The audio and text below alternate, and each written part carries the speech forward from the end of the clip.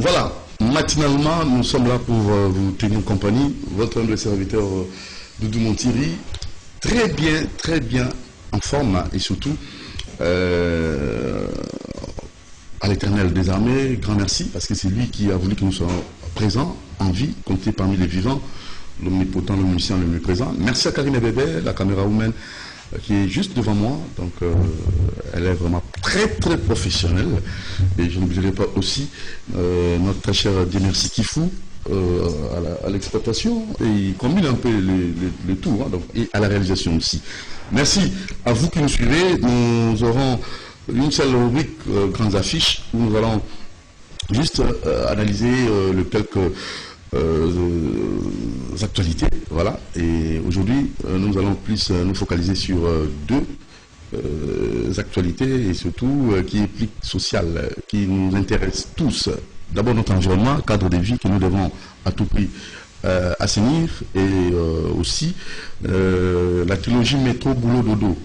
Cette trilogie devra nécessairement être respectée si tout est réuni. D'abord, vous aurez votre transport et la route aussi doit être vraiment praticable aussi et atteindre les boulots. Si vous êtes stressé, fatigué, arrivez au boulot, vous somnolez parce que vous avez vraiment connu un embouteillage fou, monstre, ça complique aussi l'existence et sur le plan de notre productivité. Alors nous avons fait appel à ces deux grands, ils vont nous donner leur point de vue et nous osons croire que vous serez vraiment très bien servis. Merci beaucoup, donc Saut des Moutons et Kimbopé que nous allons analyser à fond avec nos invités de cette matinale. Alors sans plus tarder, nous allons faire un tour du côté de la régie pour la rubrique Grandes Affiches. Voilà, que Christian Banjolo et Guy qui feront nous proposer, tout en vous présentant nos condoléances si vous êtes éprouvé. Et je ne veux pas aussi oublier Soraya, qui ne cesse de pleurer, hein, parce qu'elle venait de perdre comme ça son oncle. Alors, Soraya, courage, ce sont des choses qui arrivent, hein, donc on ne peut pas demander à Dieu de faire autre chose, hein, parce que nous naissons un jour, nous devons nécessairement mourir. Donc ce sont là dans les trois mouvements de la vie, la naissance, la mort, la maladie aussi, c'est inévitable, donc, immuable. Donc vous devez vous attendre seulement à cette réalité. Alors, mais ne baissez pas, soyez courageuse et espérez à la volonté de notre éternel. Soraya, encore mes sincères condoléances. Alors, je crois bien, déjà, c'est pour le reste du programme. Donc, son nom qui s'appelle Djenga Diavova Nzambi Léon, décédé le mardi 28 janvier à midi, pile suite d'un accident. Et nous vous signalons que la levée du corps, c'est le 14 février. La morgue, morgue cinquantenaire, hôpital cinquantenaire, clinique hôpital cinquantenaire, et l'exposition c'est à Bandalungwa, espace Vodacom, enterrement à Ngadi. Courage à vous, Soraya, et courage à la famille de l'illustre disparu, Nchenga Diavova Nzambi Léon. Alors, nous tenons là aussi à vous remercier, monsieur bienvenu en Simbana Mansel, maison de la prière, cité les ossements à l'UPEN, sur l'avenue Suisse 42 bis. Merci pour être toujours présent et surtout soutenir nos artistes. Merci aussi à M. Lutumba, Boss Lutumba, un fidèle téléspectateur de Canal Congo Télévision. Alors, aujourd'hui, vous allez nous envoyer des SMS, parce que vous avez réclamé. Et M. Zoleka, attention à Makanisi, mon tir, tout ça, la Nengeni. Alors, je crois bien, hein, mon Toto, vous allez envoyer le message. Maman Bernadette, vous allez envoyer le message. Et aussi, Tani Ilondo, pourquoi pas aussi Eric Nkedi, vous allez envoyer les messages. C'est parti, la rubrique Grandes Affiches.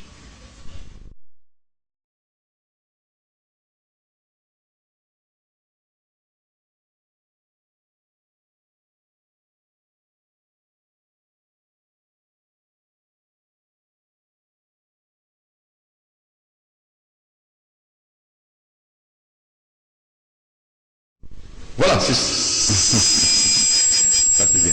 Alors, merci. Kifou, alors on va d'abord présenter les tout premiers. Eric Folo, bonjour, cadre de l'UDPS. Bonjour, Ndego Doudou. Candidat gouverneur, élection 2018. candidat non élu. Et non élu. Et non malheureux. Non malheureux, mais non élu. Non élu. Et non malheureux. Alors, on a un candidat. Donc, on a besoin de réformer la CENI. Tu es dans l'émission. Nous avons bien gagné. En 2018, nous avons été candidat national. Nous avons été national. Sur le lobby sur M. Katani. C'est un petit micro, c'est Jérick Fage. Alors, j'ose croire que Gueveni Kifou, merci beaucoup. Tout est normalisé. Là, je vois l'appel de l'honorable Tantoumé. J'ose croire qu'il nous appelle, je crois, pour intervenir. Mais on va la voir après. Hein. Honorable Tantoumé, excusez-nous, c'est vraiment la présentation de nos invités. On va d'abord développer le sujet. Et voilà. Et après, si on vous appelle. Alors, nous avons aussi Benjamin et Blanchard. Lamouka. Ouais, bonjour. Cadre de Lamouka aussi. Oui, cadre Nouvel Élan d'abord. Nouvel Élan et oui, cadre Lamouka, voilà. Donc, nous sommes là, au service de la nation.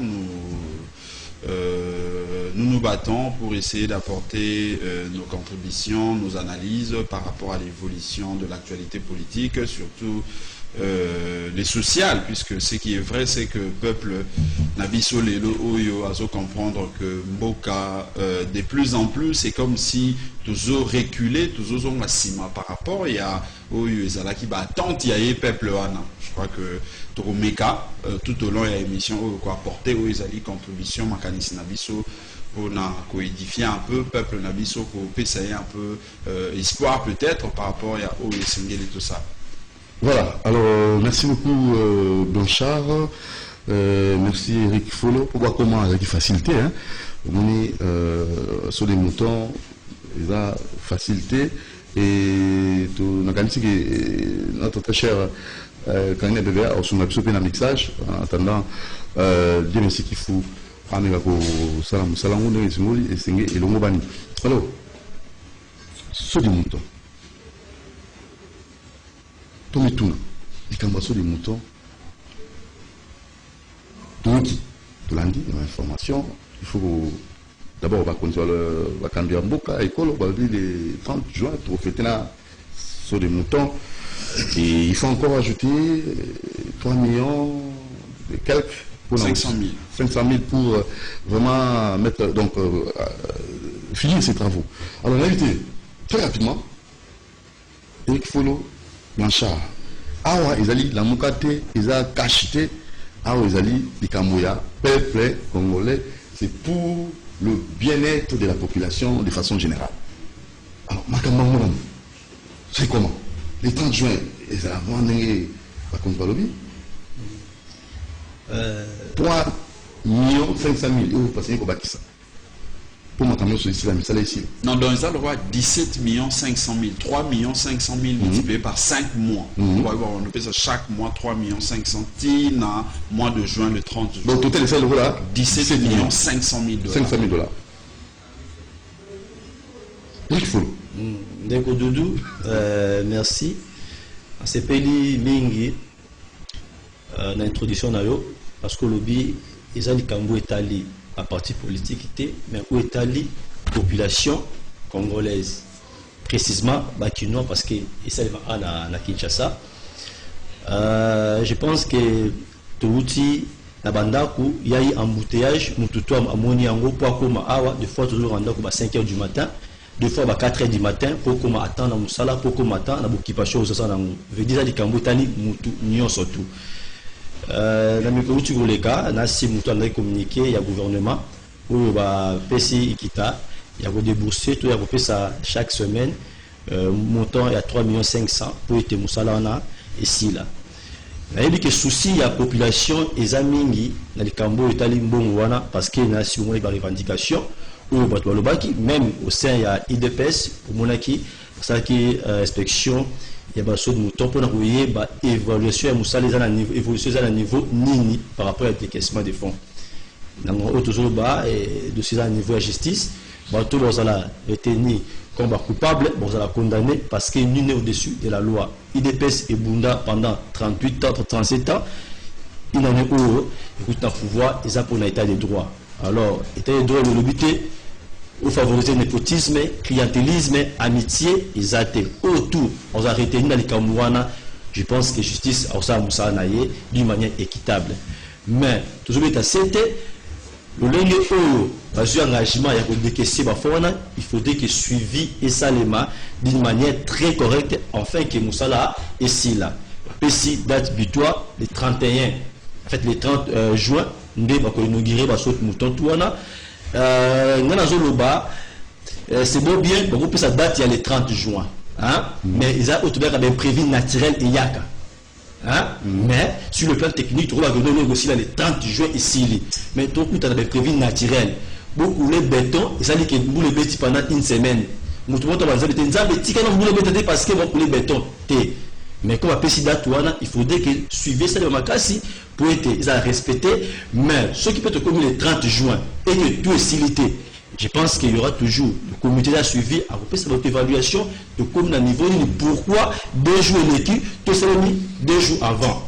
Mais ce qui est le plus important, il faudrait que l'on bon cette fois-ci, suivez ça les matins, ça tout et coca pour l'intérêt de la population congolaise. Dans la classe, on a 2 fois 5h du matin, en la classe, on a fatigué, à vos de 13h, pas comme 15h, c'est fatigant. Tout le monde a un embouteillage, est à les partis politiques, est à les familles politiques, est à les populations. Alors je pense que OVD, na office de route, base de soins, il a suivi à Makassi cette fois-ci, pour être misalana ici là, comme tu connais nos semaine au Tikoleka. Blanchard Bongomba, éviter les gambassos du mouton, il faut pas l'accent mon solo, et pour misalana et aussi là, date le 30 juin. On a évité mon candidat très rapidement. Merci mingi ndeko Doudou Montiri ya liboso na sepeli parce que na introduction na yo otalisi solo ete awa tozali komanyola lokola bayi ekolo pona kotalisa social ya peuple ndenge nini ezali kokende mabe etali mingi na ino ba appartenance ya mangomba politique na biso te et awa na koloba lokola congolais lokola quinois et non comme lokola membre topé cadre ya lingomba nouvel élan pe lingomba politique Lamuka. Ndeko Doudou Montiri en tant que quinois, en tant que congolais, analyste averti, ya liboso na makambo ya baso de mouton oyo eloko esala ngai pasi. Ezalaki ya ko constater était programme wana ezalaka lancé et pas ya moto oyo sur le plan ya mibeko parce que l'on connaît surtout bandaka na mibeko ndeko Doudou Montiri. Ce qui déjà sur le plan ba principe makambo ekei mabe yeba ete suka na faisabilité ya makambo ekobe babe tango balobi président république moto azo présenter programme alors que mon bekoli konze lobi ete programme ya gouvernement programme ya bokambi ezalaka nde ya premier ministre et non ya président de la république déjà mbeba ebandaki wana sikoyo mpona kozonga wana ezali sur le plan ya forme mais maintenant sur le plan ya fond tango babandi projet wana ya saut de mouton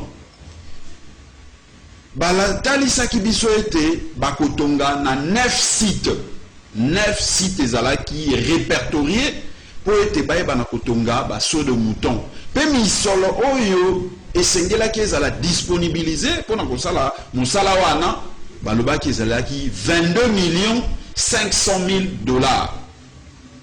Pe eloko esengeli tobakisa ezali ete promesse ya basaut de mouton mpona 9 sites na misolo ya 22 500 000 $, promesse ya ko livrer yango au peuple ayeba na ko bénéficier na yango ezalaki nde na 100 jours. Donc en déant 100 jours peuple congolais topé bakinois esengelaki en principe bazwa basaut de mouton. Malheureusement et ça y était 100 jours et l'équipe peuple quinois a eu basaut de mouton. Malheureusement peuple 100 jours et l'équipe croyant que Akomon Ata Misala est avancé et tikalika peut-être ba tariban ba inaugurer peuple a moniété na ba site mosusu soki okei okokuta soki longoli tol wana ndenge to monaki na masina kuna mbule beti et pandi ba tol na kati eloko ezate. Mais ce qui est grave ndeko Doudou Montiri ezali ya liboso ya koyoka ndeko Kamere aleki pona koloba ete non soki bomoni vide neti na masina wana na ba place musu c'est parce que misolo ezobima te biso toyebi te parce que bango moto bazogere misolo tobi ah c'est que misolo eza te na mboka bakino bafani na bon le roi misolo ete peut-être baroya roye biso misolo eza te etolongolaka batolango to continuer biso tambola leki to souffrir na ba bouchon ta ete to émission retard to zongela biso vie normale ministre Sele Agouli habite bondi manano yango te bozelanga na ya Sele Agouli ya alobi non mais ndeko Kamere mambo alobi eza yango te abi misolo ebima na hauteur ya 70%. Elingi koloba nini ndeko Doudou Montiri 22,500,000 $, ce que j'ai 70% na yango ezosala 17 millions, plus ou moins 17 millions de dollars. Placement beaucoup intéressant pe pasi yango wana. Ya lobi eza 17 millions de dollars ici bima, mais abakisi alobi ce qui est malheureux eza que misolo o bima wana 70% na ba projet ndenge salamaka bisotu na kanti to initier ata projet oteka ata monguba na balabala ata mo papier mouchoir soki ba pesi 70% ya fond oyo ozali ko prévoir pour na capital na yo en principe c'est déjà si sa projet 30% tikalo eza le roi moi bénéfice na yo mais c'est là Agouli accueilli pour na que malheureusement ça que soko kiti na ba site wana au coup que l'exécution de travaux et atteindre même pas 50%, il y a au peuple, au misal et singela au salam. Hier, à ceux qui ont même ministre et à budget, Ndeko Mayo, il y a l'équipe sur la TV. Au lieu de 9 sites, Ndeko Mayo, il fallait toujours 12 sites. Au lieu de 22,500,000 $, Ndeko Mayo, il faut 46 millions de dollars. Si quand on a dit que chiffre, on a dit parce que tout expliqué bakino na boule na ezali penda ke abimisa Sele Agouli ngoto bobo ke alobi mamba lokuta mais tango zo boule ko ni bomba po abimisa ndeko Sele Agouli moto lokuta yemo ba koti na lokuta alobi non miso ba pesi biso d'ailleurs atteindre même pas 70% parce que o etikali ba pesa biso à 13 millions de dollars on ndeko Doudou Montiri to sala mathématique. Tu veux dire que ce que j'ai 17 millions de dollars, au déduire na 46 millions de dollars, et ont la qui s'est mis sur le basu, et Zaka Kanenge Sele Agouli à le baki 70%. Donc, à quoi il y a un piège où est Sele Agouli? C'est comme ce qui est malheureux. Et ça que Bakino na spectacle nyon soana 22,500,000 $, 46 millions de dollars, puis date au Bakometa qui va livrer à Mbalobaki Zaki 100 jours, c'est-à-dire 3 mois après. 3 mois l'équipe va livrer te ba si peuple à ta rapport mon côté parce que peuple ne biso moto tout ça ba continue de Doudou Montiri ba pesi biso rapport ba s'excuser te ba lobby te qu'est-ce qui s'est passé pendant 100 jours et les gars sans que ni on ya ba changer date ba non d'ailleurs vous rejoindre na le 30 décembre c'est comme si ba promettait sur le 30 décembre ba bosani ki zakinde na 100 jours au lieu ba senga pardon ba singi pardon te et comme na décembre peuple qui n'a pas vu bon le roi c'est un peuple qui nous a monté malamu pacifiste tout ça bon tous et la kaka tous et la décembre tous jouant et bon à décembre boy to dendi les sous rien et l'autre peut s'amiter oh c'est quoi qui n'a place venir c'est comment non mais finalement on va no yo bon mi maintenant les qui la biso la boule il faut toyer ba mais ni les les kawana voilà caméra le non toujours inauguré d'ailleurs coûte oh ya mbudi kuna kaka lobi a celui ba inauguré te le boko na bokata to comme mandat wana boy to dendi les sous rien oh finalement qui nous encore à comprendre tellement que pression l'équipe de partout au moni ministre Mayo tout ça ba qui ne comme on a premier ministre non mais premier ministre tout ta benga ki ba mais bino finalement ngai partout dans les besoin d'interpellation ezani ba ki ba nous expliquer premier ministre pour abomara à moto au moni makambo yo uti ko lo basiko wana bi bon d'ailleurs le komi boy ngana ba c'est bino 17,500,000 $. Yo ba chiffre de Doudou Montiri 17,500,000 $. Chaque mois na on peut rabino 3,500,000 de sorte que les 30 juin qui nous appelle Nambalo Azoa sans qu'on s'excuse les sous parce que on est commis troisième rendez-vous manqué au Tozo qui est nango na ba chiffre 3 chiffres et ça qui 22 millions et commis 46 millions ah ouais ya ba qui c'est le bango sous 17,500,000 $, c'est où qui te éviter. Voilà un peu résumé au banakin et c'est qu'il va comprendre na masolo na yaso de mouton de Doudou Montiri. Mais maintenant place biso bakinois tozali tolobi non trop c'est trop bandeko balobaki état de droit. C'est vrai, peuple congolais, quinois en a besoin d'état de droit. Parce que Misolo, on a autant de Doudou, et Misolo, moi, il m'a poche à mon touté. Oh, non, moi, qui est sur le non, les amours, il y a ma contribuable. Mais, on a ajouté qu'à ma cala, na Selembao, maman, on a ajouté qu'à avocat, na Wenzea, Capella, tout ça, et ça, 100 francs na bango, 1000 francs na bango, kotizaka. Mais tant que nous besoin panza yango, sans que baye par rapport aux années, il faut battre na yango, moni, balbagino, il faut enquêter salama. Tout le monde quand même ce qui est à applaudir quand même ezali réquisition d'experts oyo parquet ya matete et sali pour na koluka koyeba quand même information vraie parce que moni 22 millions 46 millions 17 millions mais comme moi flou mais c'est une vraie vérité na suka ka par côté justice on a like ça que réquisition et ça déjà important mais réquisition ça tel que va porter plainte contre Moutou.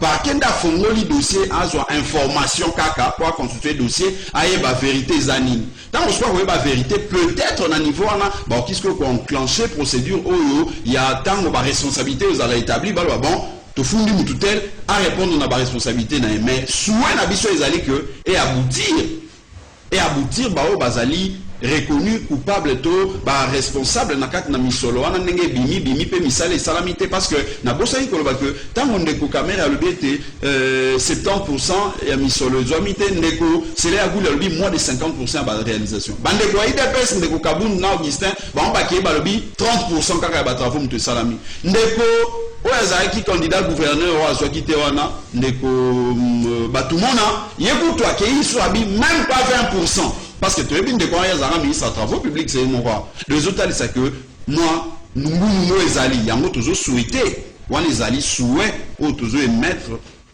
justice et ça, la moussala, solo, et comment la conclusion est bien. Parce que tu es bien, un dossier à 15 millions, tu es là, justice, et zo piétiné là. Bah, dossier à 200 millions, tu rigoutes de comme sous ya, le binon, sur le côté dossier à 200 millions, vous avez un mot que vous zika. Donc, et à Moutou Doudou Moutiri Bakino Balimba la vérité na makambo parce que finalement il comme Moutou passe. Mon cher, merci Eric Solo. On a évité l'état des droits. Oui, on a besoin d'état des droits. Oui, Ndeko Doudou. Saut de mouton. C'est ça. Yango na betaki c'était à Wakeno. Déjà ouverture judiciaire les alliés pour na dossier wana. Il ne faut pas tout induire tout l'accès peuple qu'il y a des gens au balingi collés comme sous bazate. Hein? Parce qu'aujourd'hui tout autant de chiffres tout autant tant de cocher coco. Hein? Là on a preuve de bandako ba tout ba somba tu te éviter de se soukawa pété. Mais au moins aujourd'hui au moins tout a cité de scénario dans la justice. Ne demandez pas encore où tout c'est que souhaiter que non derrière qui liboso mon contrôle tanga doudou. Bah tu as habité exaté. Et ça, Moussa Nayango, ceux qui ont convoqué au Doudou, au prendre ma preuve. Ceux qui payent la communauté que moi, aussi appellent ça interjeté autant dans l'instance Moussous. C'est une procédure. Mais au moins, de Doudou, déjà, aux enquêtes à justice au Samba. Parce qu'il y a des gens, peuple à Ebi Awa, où ils vont avoir à l'État. Soit Bandaku, après les cas, c'est venu. Tout mon côté, non, c'est ça, de Doudou, tout ça a été. Mon côté, à Fundaki Bamon à Kacho, Bazate. Aujourd'hui, Bato va donner des leçons. Surtout l'état de droit, ils ont fait état de droit, tant qu'il faut de 15 millions et la justice. Tout c'est là, parce que nous fait vivre. De ça, sauf mouton, heureusement, tout le monde est d'accord, il dépèse. Malgré au pouvoir, alors dit que non, si le terrain à Kendaki, n'a pas Moussa Saïd Ningue, va le quitter. Hein? Et tu sais que non, il faut justice à Moussa Nayango. Ce n'est pas pour rien aujourd'hui, ouverture judiciaire et salami, pour des vérités et yébana. Les attaques de Moussa Saïd de Doudou, au salut au Lingi, nous te retournons à Azate. Nous la mouki, au sombi bandako, 50 ou 100, les ensemble, bafundio, même nous avons touché, ils attaquent na combo, il y a alliance. Mais cette fois-ci, nous tout Azate d'accord, na pouvoir en place, ce que c'est du camp. Dossier de la justice. Et ce n'est pas maintenant aux autorités. Maintenant, la mou qui téléphone au pays qui note.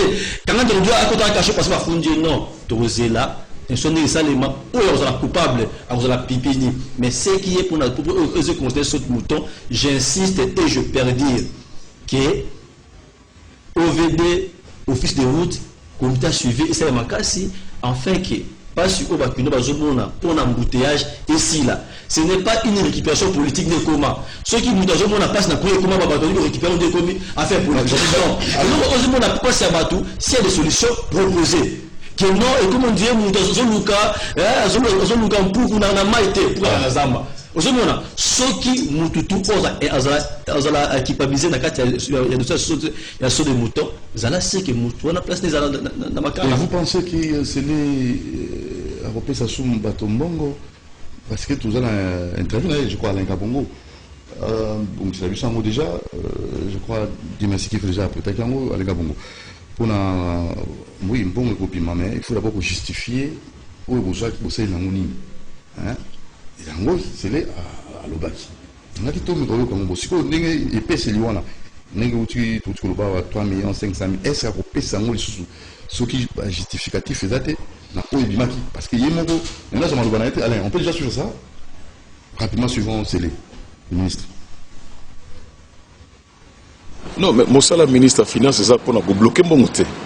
Mon salaire ministre de finance c'est ça d'abord pour na Congo lambongo écoute na caisse à l'état et ce écoute na caisse à l'état il faut to bana ba dépenses au elongo bani nano ba dépenses elongo bani ngelo bani ngelo ba ko futa nano batamisala ba fonctionnaire à l'état et elongo bani il faut to futa nano ba travaux il faut to futa maman gratuité éducation tata mokonzi mboka a décrété gratuité et ngelo ba ke bana o bana ko futa classe liboso ba parents na bango il fallait ba futa mongo avant ba kota classe Mikolo yo bazo futa le sous-souté parce que c'est ça la gratuité il faut mbongo ekenanu wana malheureusement il s'est fait que mbongo ezo kongola ezo kokate pour nako rencontrer ba besoin wana nyoso et c'est ce qui fait que incompréhension ça mais nakoki peut-être ko bloquer misala ya tata mokonzi pour nako sala misala ne ya balabala ko sala misala ne ya ba centre de santé misala ne ya ba école toki ko bloquer monter parce que yango ne muto sala ke mboka ekeni liboso nyoso to senga ke zayi ke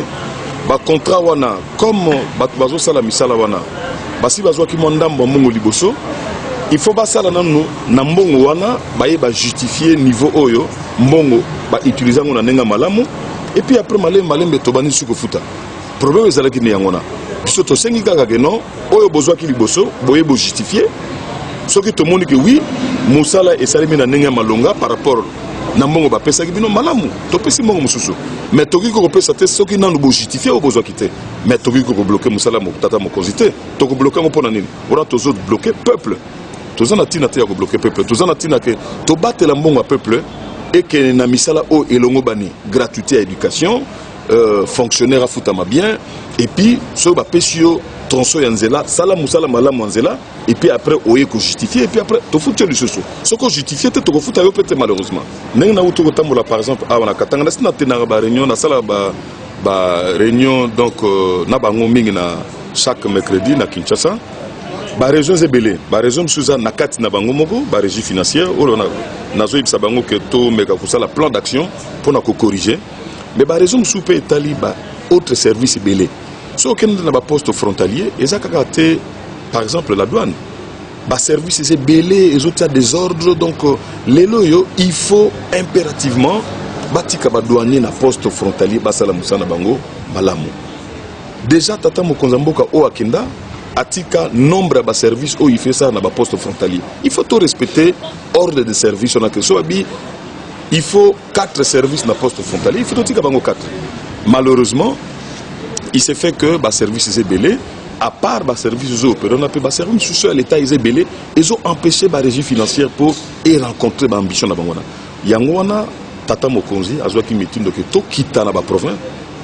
Tout zoba avis wana nyoso total ngo biso moko na mission au normal il faut to yana ba ministre msusu mais étant donné que baketa il faut pas que ne peut kotika tata mokonzi na mission na bamboka msusu yango na ba été mais nga na kotala rapport na gouvernement voilà alors oui c'est ça tout le temps la ministre Sélé na habité si quand on a ngonga ou ndenga uti ko ba wana ce qui doit justifier était bon robimate ça n'a rien à voir na blocage FCC ils ont bloqué cash à éclaircir le dossier. N'habitez. Nous avons malobeza qui est pas inangai. Ah oui, d'accord. Omoni na sepelaki na bandeli yango susu tango to yaki awa websa ki biso ete to analyser situation en dehors Sans il y a coloration il y a politique. Pétant on a zoloba awa, na zoloba yango lokola contribuable.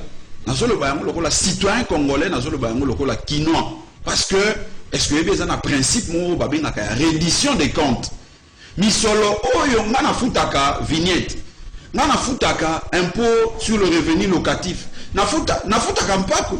Mais tant que misolo na ngana zo futa na fona ebisala kamusani. Est-ce que belo moko mususu avant ya koloba maloba o uti koloba siko ministre Sélé et loko eza grave à lobby pour un rapport il y a dossier à basote de mouton. Lobby ka kenda on la présidence de la République. Au lieu à côté un ministère il y a finance et pas y faire ça remise et reprise na muto abima qui a accès à dossier ngoyo à kenda on a dossier on na ministère il y a plutôt na présidence de la République.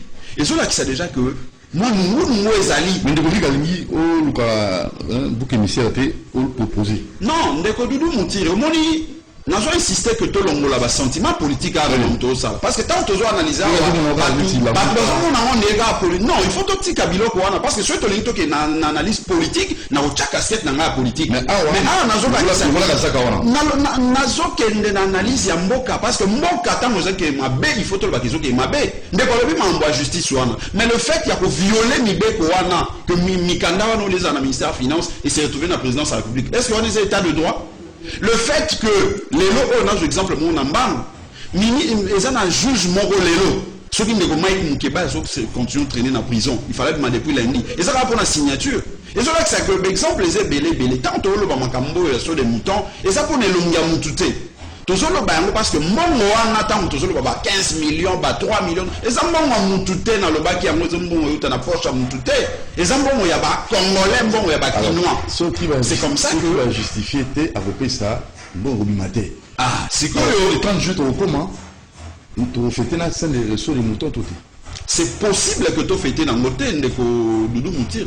Pourquoi non c'est justifié? Est-ce que les lots n'a pas assignation à la régie financière n'enga lobby wana? Et c'est là qui va mobiliser une affaire, il y a 1 milliard où il y a une signature, puis ça m'a dit pas la région. Vu que en 2019, il va mobiliser 250 millions par mois. Le 1 quart, il y a aussi qui va mobiliser. Mais oui, enveloppe salariale, il y a des fonctionnaires dans Congo Mobimba. Ceux qui mémoire n'ont trahir, ils allaient pratiquement 400 millions. Donc là, c'est que bon, et qui même pas dans le bon, il faut foutre à fonctionnaire. Bon, si il y a investissement, et que nous avons wapi. Il y a un temps où il faut pas juste ministre, il faut pas justifier dans le bimaki. Pour y aller, mais c'est un financier. C'est un gestionnaire, il y a pas quoi. Rien à voir la casquette FCC. Non, mais et puis à Salimbe ba moko tango non projet à Mokondi. Non, et ça projet à Mokondi. Sur le plan de la texte d'abord le programme projet on est à gouvernement. Ce qui est chèque et Zali bateau ba répondre par rapport à bâtiment le ballon, FCC est bloqué. Ah mais Zali faute mon aîné. Parce que ça va anglais tout de Doudou Moutir. Parce que toujours analyser. Na ba anglais. Mais ça là il y a mon Kozambok. Akoki koloba bongo te ezali faute ezali mbeba epai ya ndeko wana parce que sur le plan politique baza na coalition ndenge balobi c'est que ça projet ya mokonzi ya moto mosusu te sur le plan constitutionnel eza censé que ça projet à gouvernement alors il faut justificatif somo justifier ndeko kozwa mpa ce qui justificatif ezali te mpa te dimate ndeko dudu ba oui bon ba mpuku te na bêtise c'était oyo makasi ngai en plus en bouteille aussi la sauce de moto te ah mais on a volé autour de motambo la capitale ce qui va justifier mon est-ce que va passer sur le mususu pourquoi il y a des questions au niveau parquet ceux qui nous disent que notre téléphone ou yayo mais on habite ça yangai donc habiter ça yaye tout ça la mine puis dans la justice, ce n'est pas pour rien le parquet à Salim Salana. Pourquoi? Parce que le pôle a montré que non, il y a pas contradiction, il y a pas propos. Mais le bés a 1 million, il y a le bité à 2 millions, l'habité déjà 5 millions. Alors, divergence ouana, wana, c'est pas pour parquet à 5 siko boya, après pour ayeba. Nani oyo, à la raison, nani pas na tort. C'est ça le problème. Parce que hier c'est là appelé une version de fait, ou appelé une version de fait. Parquet, c'est voilà. C'est-à-dire peuple azala motema ya kokita. Non. On ne peut pas préférer toute une population ou un pays parce que ici on s'en musala. Non. En même temps, on vous déjà les réquisitions au niveau du parquet pour qu'on y ait besoin de mais en même temps il faut que ça musala wana pour être pas se permettre la population à vaquer librement dans l'occupation naïe pour tout comme un cas de moutéage. Et on a bêti c'était awa. Totika ceux qui va péci ceux qui comme au Italie mboka tout la image il y a ba politicien, il y a parti politique dans bisoto, il y a plateforme ou ba couleur politique. Tout le monde a un mot déjà di kambu ya bisoto. Etali yo dudu etali ngai. Embouteillage ezeki na mututu. Oyo mutu FCC, oyo mutu Lamuka, oyo ezeki na mututu embouteillage wana. Alors s'il y a des propositions de ça dit en mot, na répéter bien, ce n'est pas pour y être dossier à niveau de justice parce qu'il y a divergence et ba propos. Il y a un moment et enfin qui va y avoir vérité nani oyo alors le solo on n'est pas solo mais en même temps je pense que on les a la proposition il faut commettre rapidement mise en place ad hoc et permettre la suivi dans Otikaliwana pour tout ça que non après 5 mois ou 6 mois toujours sur le dossier au non bon qui 17 millions qui 20 millions pour éviter en haut je pense qu'ils ont toujours pour renforcer nous c'est ça les va bien suivi va créer une commission pour la boue et ça suivi il y a 5 mois Otikali enfin qui travaille mais ça n'empêche pas ça n'empêche pas parce que tout le monde est en haut il y a ce qu'on appelle un prévu naturel et zalaka na période date il y a 1 mois mais ceux qui tout est prévu naturel au Congo il y a aujourd'hui que non parce que vous le dites une semaine vous avez 4 amboula non il y a une notion 4 innovations non ça fait mon naturel mais c'est qui est vrai nous sommes et ça les man la timing ou après si bisouana voilà très rapidement tu viens parce que tu vas les grandes affiches tout ce que ça qu'on a Kimbo Peto parce que nous avons deux sujets où ils a purement intéressé sur la moto azali na kati ya bokonzi na pour na partir au pouvoir tout pour na kati opposition et qui était solo wana nayo muto opposition la muka na muto FCC solo ba mauvaise odeur kota ba montagne di bondis et utumisa mutu nyonso ba conséquence ezali ndenge moko quelque soit autre coloration politique alors qui me fait tout déjà ndenge gentili en fait tengeli toza ko on a déjà pas pour mettre sur suspendre pas pour mettre sur ça ça l'urbanité on va respecter va éviter déjà les alliés déjà les camarades la mabo sur les monsieur Ndeko Doudou merci mingi na mutuna na meliboso tena ko tawana na zo juste 2 secondes pour nous rezonga un peu na sujet où tout ça ko le bâtiment pour nous kotalisa que ndeko azosonga mingi na makambo etali politique na comprendre que ndeko c'est comme si ndenge ba qui se sent mauvais il faut se moucher ndeko c'est comme ça zomi reprocher les loro moko tolobia wa tozolo ba makambo musika ba coloration politique il est pas ce banana au ça banquette ngo bango mais pour la nini tango analyser awa omoni asali ba pic moko toza ba to maele asali ba pic moko za réagir mais na boy kokota na nzela wana parce que soki na nzela na émission kokuma politique et akokate parce que lobi makambo bandako tout ça na kokota na ba détail na lobi na kokota te poto respecter cahier des charges na émission ngo bengi biso chaque fois zozonga eza politique non mais c'est quand to bandeko wa IDPS lelo parce que ça IDPS c'est comme si bandeko baza na culture de dictature balingi to kanisa kalisusu te to loba kalisusu makanisi ya biso te parce que ce que lobi réalité au monde habité eza politique ce que lobi pense habité eza la muka finalement bandeko IDPS ba l'acception que bango nde ba ko dictature ba to penser unique oh bango bazo kanisa biso tout on ngana ko moloba ndenge ya zoloba non je crois qu'il faut tous en culture politique il faut tous en culture il y a ko respecter oyo ezali ba opinion ya bato awa na lobby yango bien que nazoloba non pas comme la muka nazoloba non pas comme nouvelle élan mais nazoloba lokola scientifique lokola analyste yoko kiko pekisa mate na critiquer oyo nazomona keza mabe oyo ko mona IDPS donc culture wana sengeli to longola yango musika soki na modèle wana nde to bandi ete to kotambola na mboka toko justifier bato balobaka ete bato ba créer mobutu dictateur ezali nde IDPS donc je crois que ndeko esengeli asala keba na isika wana tozali ko analyser awo ezali social totika na terrain social alongo la couleur politique na ye parce que soki azoko ko inciter na minga pe na kota na couleur politique nanga na kangi parenthèse wana pour nous zonga na sujet na yo ndeko Doudou Muntiri ngai nazoloba lelo yo que ndeko Ngobila o afandi wana na hôtel de ville lelo azotalisa que kimuta kutu azalaki mieux que ye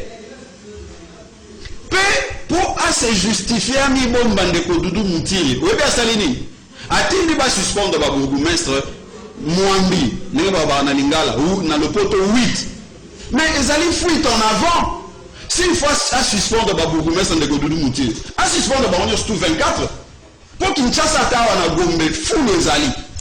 Ata ok, na ngalie makuna salité zali. Si vous voulez suspendre, bango to osa musate ba osa musande ya Gombe. Non, et ça distraction.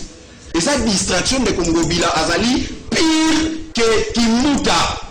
Tu comprends que Kingo Peton de Kodoudou, et ça il a encore na ton de sa poche. Et ça il a encore na après ça va musicien là ba parce que tout le monde est là autour de sa rédi. Tout le monde a fait ça qui JB a produit qui JB kuna, tout le monde a fait donc et ça il a encore à soit là na ba kinois. Asala nango ba maramna e adi ba poto a payer ba car ba accès ba parler c'est ça parce que les lots ndeko dudu ce que otali nenge tozo la mukaka na tongo oto lo bango qui ne peut pas bimma donc ozo obligé moite full les partout ba bourgmestre o ya suspendre et c'est ngela perception rapport d'abord yindeko ngobila ba mbongo oyo azozwa ya ba taxe kili wana.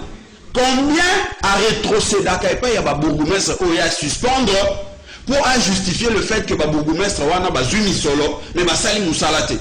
Ah banda wana. Et de deux ceux qui te le dit au même sur le plan de droit, est-ce que à la qualité il y a suspendre le bourgmestre wana? Parce que sur le plan de droit, à la qualité il y a nommer le bourgmestre wana. Mais de qualité il y a suspendre le bourgmestre à outil nangoa. Donc on dit que l'état de droit au Tozo Luka, c'est comme si ils ont une musique à biso. C'est comme si tu as une cacophonie, mon gros Tozo et batté Tolingi, ni pour na Congo, Tolingi pour kende wapi pour na Kisasa, Tozo sala makampo to mi sepelisa, ngai Blanchard, na sali makambo na mi sepelisa. Tozo bossa na que Toza censé Toza loana pour na travailler, non pas pour la partie politique na biso, non pas pour na mabumu na mabota na biso, mais pour na peuple. Toujours gérer, bateau va gérer, Kabaza censé que gérer au nom et pour le compte, il y a peuple. Mais parce que le peuple rapport, on a un Congo Bila, a aussi que Tchabatou, on a Babenga Mouni, on a barré à bus, on a pour bazoua, Kabambongo, taxe, tout ça. Est-ce que ça a un rapport, il y a Bambongo, on a venir parce que nous avons un quartier, on a Prince Victoire, au côté qui mouinza, Bongolo, tout ça. Et comment Maboulou. Mbongo Azozoa, est-ce que vous pouvez permettre à ça, mais ça l'a toté. Mongo va vignette à outil que soit ah a ici biso combien kotaki et que permettre ça la misalo na toté mongo ya ba publicité o la zwaka d'ailleurs na budget na e oyo ya gouvernement provincial et ça même té mongo à consommation o zwaka ba ya ba bralima ba bra Congo et autres ils ont mon na na budget na e marché té et c'est ngela e bisa ba congolais faut nous ils ont continuer ko zalawana il faut tout temps à combien de mois combien d'années pour tout le monde que Bafou Luango et le mot qui est comme Bobé. On a venu quelques amis où il y a combien à Kinshasa où il y a commis Sango Zando Ningi Azofungo la Banzila on a Izunga on a pris Madame Moté.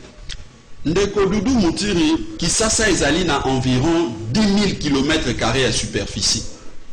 Soki ndeko wana azumo avenue moko nengo lobby atindi batutongo parce que ngana omona ngo mikolo ekomi na butu abimisi mo petit mo boye ba ye ba che couleur mo ba non ba sa bulo non ya comédie de Doudou Moutiri Kisasa oyo so ezana ba province oyo kotisa mbongo na budget national et belé ezali Kinshasa ezali au Katanga na Congo central et ça 3 provinces oyo simba budget national et rétrocession oya bango ezali pe likolo sans compter oyo bango mo bazo mobiliser na kati na ba province na bango mais ce qui totali misolo wana na ba ambition ya ba kinois par rapport ya situation ya ville ndenge tozana ngo lelo par rapport à salubrité Kimbopeto échec voilà pour ce qui totali ba misala mususu nzela ba infrastructure échec talanzela c'est les bords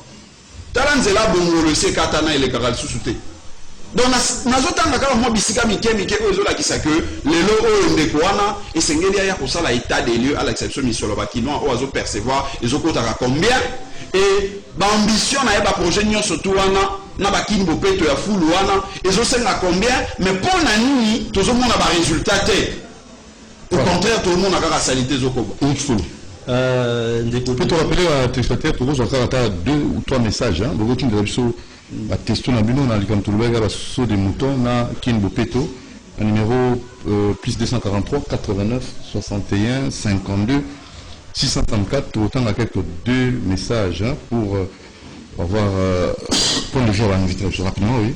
Ndeko Doudou merci. Italie kin bopeto ndenge na lobaki awa eza likambo ils touché mutu nyonso sans sans couleur politique hein mais na molombango nako senga na ndeko a rectifier maloba na ye soki alobi IDPS ne fabriquer Mobutu comme dictateur eza kobunga histoire ou peut-être eza devant TV mutu to lobaka ou alinga loba pour se faire plaisir hein bato tu bayebi histoire eza na bato bazana na lamuka lelo oyo comme ba tenor la muka hein ou bien candidat baleka wana na IDPS hein. Alors, ça ne vaut pas la peine, ou dans la TV à Zolanda, à mon amour, à dévier l'histoire, à falsifier l'histoire, à sensité pour se faire plaisir. Tu as dit, il dépasse bien, il va capacité dans l'eau, c'est une machine que Moutoula Kobo et à Zate. On les a déjà parenthèse rapidement. Otalikin Bopeto. Je pense que Doudou, tout ça, une émission à 2, 5, 6 fois concernant la mobilisation pour sensibiliser Batou. Hein? Au conseil de mon côté, pour Simba, tant que non, pour sensibiliser Batouté. Hein? Il faut Moutaï bien fonder le Koyodingi au Sala. Parce que pour Pepe Mouta Koyode, on a projet aux Zana Moussala. Le loco, attends, au C5, ça ben dans la balabala. L'homme n'a pas papier, n'a pas de Sikawana. Hein? Ngai, le bas du Cambo, Tabaniki, Bopetunabi, ils a idée malam, parce que va dire l'autre. Jacques Ibunda, ça va qui propre à l'ingénieur Jacques Bopeto. Hein? Je veux dire, il y a toujours continuité, il y a l'État, pour l'intérêt, il y a la population, mais il fallait pour sensibiliser la population à Yeba, intérêt à Kinbopeto. Il fallait qu'ils aient locaux, ils ont non seulement il y a le gouvernement provincial, mais il y a la population qui noise, qui a failli dire que non, Kinbopeto, ils ont un gars. Donc, pour nous, ils ont un gars. Congolais, peuple congolais, voilà, c'est ça. C'est ça. Maintenant, il fallait sur un niveau, il y a ville, il y a Kinshasa, va sensibiliser que les missions et salema, que le théâtre et salema, va faire ça dans les médias. Bino va pas dire ça. Vous sensibiliser la population, elle va bien fonder. Il y a propriété, il y a environnement, il y a hygiène, il y a salubrité. C'est comme ça qu'il faut pas dans le niveau là.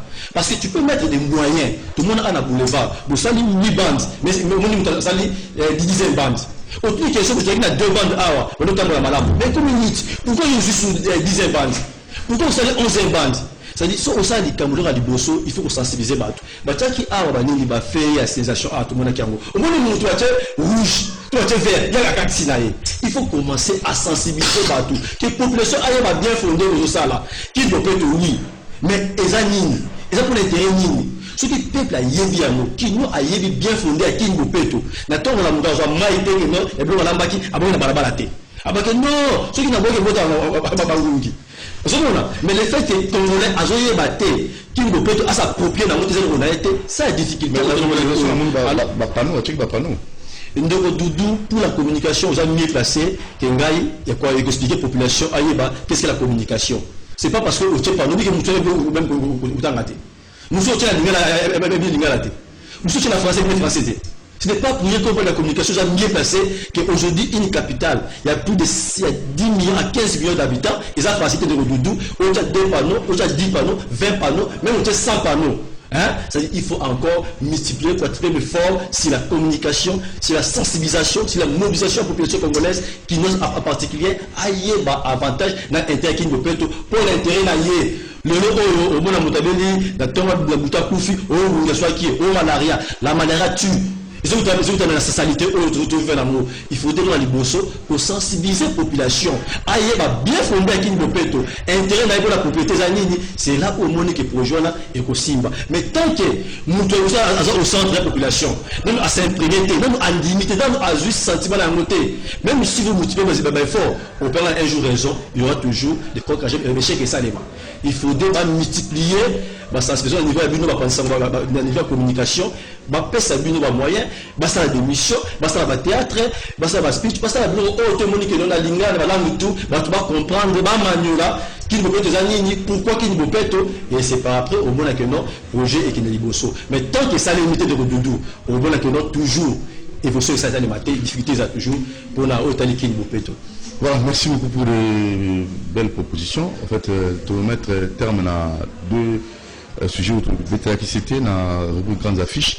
Et j'ose croire que cette prise de conscience environnementale, surtout ça l'est en gros pendant l'année à cause d'un souci, il y a un cadre de vie dans Bissau et cause d'un malin mingi pour la Bissau dans la génération quoi, environnement ils apprennent à tout. Moi on a tout seulement mis balai, il y a sur des moutons, n'a pas moi qui me pète.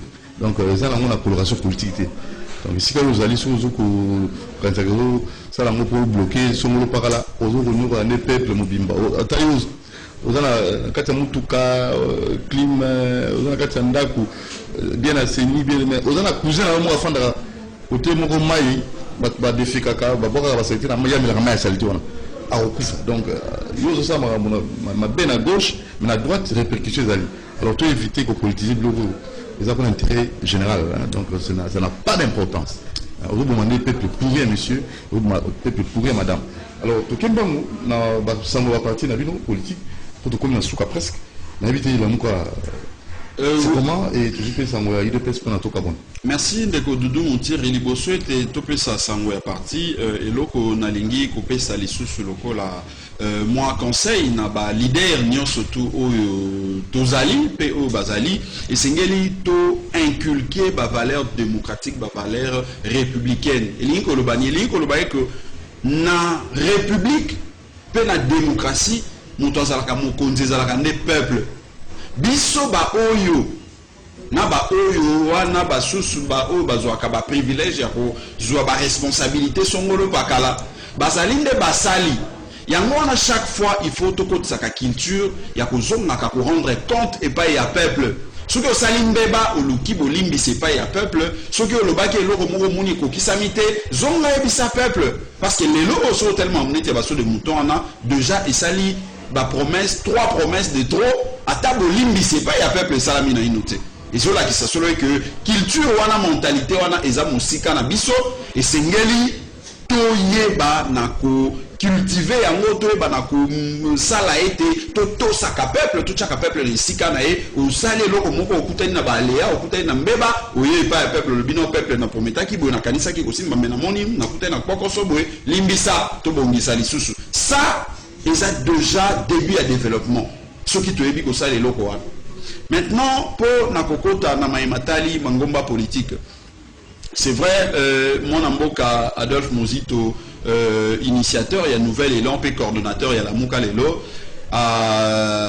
Sali Azali ko pesa d'abord congolais surtout merci na lolenge bazali ko accompagner bitumba o ezali à la Mouka parce que lelo oyo peuple congolais azali ko comprendre solo que bitumba oyo to bandaki na kati na lingomba na biso ezali bitumba pona ba individualité mais ezali bitumba pona ko mema tombo ya ekolo tango tozoluka souveraineté ya peuple et si ka peuple ezala respecté basusu bakanisaki ezalaki maseki mais lelo na banza ye tozali kolanda bandeko lokola bamukuna ozali kolanda bandeko ebele na tanga bakomba wa te bazo comprendre solo que changement au peuple azalaki koluka changement na e comité yango moni mwana mboka Adolphe Mozito azali ko encourager justement peuple congolais ya ko continuer na elawana et pour na ko matérialiser to pour na ko lakisake mayewana ezali ya solo lobby elekaki ndeko président élu mwana mboka Martin Fayulu Madidi ayambaki ndeko Peter Pham pe représentant ya gouvernement britannique na epai na ye epai wapi bayaki koyoka ye parce que bandeko batali na mosika bamoni ete maye président élu na bakordo bakambi lingomba la muka bazaki koloba utakala ete blocage ezali crise politique ezali malheureusement crise politique wana ekobota o babengaka na lopoto ba crise multidimensionnelle lelo tozali komona yango crise sociale tozali komona yango crise politique parce qu'il faut to loba pe yango entre na niveau ba institution bato bazoloba ki bazali na coalition mais tozomona ba preuve wana ndenge bazoloba no la ninde kosele ya gulu ezola ki sa que moi nungu ezali on dirait bazande na cohabitation parce que dans projet à Mokondi projet à Montosongolo et ça projet à gouvernementé et zo la que nungu ezali yango bandeko wana ba ki kokutana naye pour na kotala solution ndenge nini esengeli kokende kobima na crise wana parce que hier proposé qui plan de sortie à crise oyo ezobenga notamment réforme institutionnelle, notamment réforme à la justice wana po ete état de droit ya solo efanda réforme na armée po ete makambo ya insécurité na beni na est et ici là pe toyeba na ko réhabiliter peuple na ebonga na ya souverain ya mokondi de manière à ce que élection peut démocratie et s'enraciner dans le lingue ya malamu. Donc voilà na wana nde na koki ko clôturer o ezali communiquer to pe sango ya lingomba la muka pe nouvelle. Merci beaucoup très cher Blanchard Bongomba pour la Muka, donc aussi nouvelle là, il y a Adolphe Mouzitou. Alors Eric, il faut rapidement pour la IDPS, moi ça pour tout cabana, il nous reste 2 minutes. Ok, merci Ndeko Doudou. Na banzete omoni mokonzi azaka na ba manière ebele à communiquer. Hein? Tant vous êtes chef, vous avez manière ebele à communiquer. Tant vous likambo pays, attends mokonzi afandinye. Peut-être une manière à communiquer. Je pense que mon décision où ils ont un conseil de ministre pour débloquer c'est déjà une communication à chef vis-à-vis de la population. Pour dire que non, le président a tellement intéressé, tellement touché dans l'autorité sociale de la population. Là, ce n'est pas un problème. L'autorité IDPS, je pense que samedi, événement à Moko, avec Papa de Gonabus, événement anniversaire il y a IDPS 38e anniversaire il y a IDPS où il y a martyr à l'occasion à communiquer la population quinoise. Secrétaire général ils ont organisé une loulou pour aider les Kamalamu pour aider Batutu va se retrouver tout bien ici Mututu. Je pense que ceux qui ont sali fait la raté au moins sinon la fête est pour tout le monde parce qu'aujourd'hui, c'est l'UDPS qui incarne la démocratie et qui ce qui dit le père de la démocratie, autour à sa liste comme opposant, autour en opposition, autour à l'intérêt de la population congolaise, à son intérêt, à partager fait Touana, na UDPS, na Mukolo, il y a samedi, même ici, particulièrement communauté. Il y a Grand Équateur parce que autres en ont interfédéral Grand Équateur où il y a excellence était de Longondo. Même ici, il y a Grand Équateur, Bazanga Tessika Bazali, Bako soutenir, Bako Sepela, ensemble, Nabiso, Nastal de Martyr, vraiment, Boya et Belé, Boya et parcours UDPS, depuis le 1er novembre, où lettre ouverte Kendaki, pour la question, au bout du que non, voilà, où ça les a mal mouté, petite création UDPS l'année 1982, à l'occasion, le lot, à 38 ans, ils ont facilité, à partir de ce moment, on a bouté Koufi, parce qu'ils ont apporté l'intérêt privé particulier. Mais où est UDPS, je pense que vous avez dit résistance, n'a intérêt UDPS à pour la population congolaise, ils ont rebatté. Maboko Pembe, samedi, Binotou, Nasta de Marty, surtout ensemble, Théo CPLA, anniversaire de l'IDPS. Merci Eric Folo, merci Blanchard Bongomba, merci na vous avez nabiso, na bandi bakalandi sur la bokebi, tout dans la posa, tout développé mboka on maté ceux qui tout allez cause de la libanda, au sala biso musala biso tout c'est au sala, on les a pas signé donc bozara toujours dans la forme il y a dépendance c'est comme si dépendant tout ça qui était donc tout ça là makasi tout comme la maturité dans le secteur non so pour être tout booster l'économie tout booster le secteur non so amboka na biso lobby bana na biso o bakoyaka tant que la souté ba mona ke ba papa o bazalaka ba parents basaka mosala. Donc, tout penser à la génération future, c'est très, très capital. La projection dans 30 ans, dans 50 ans, beaucoup vous allez dans 100 ans. Tout le monde a été tout à l'heure, juste après moi, Pip, et après, Bolanda, kiosque avec Serge Kabongo, et Ambi Ponabino, le grand retour, il y a Fidel Moussangu, donc, on a kiosque, na Joël Kadé. Doudou Montier vous dit au revoir, merci à Karine Bébé, merci à Alain Kabongo, merci à Demersi Kifou. Demain, 8h10, nous serons encore là. Ciao.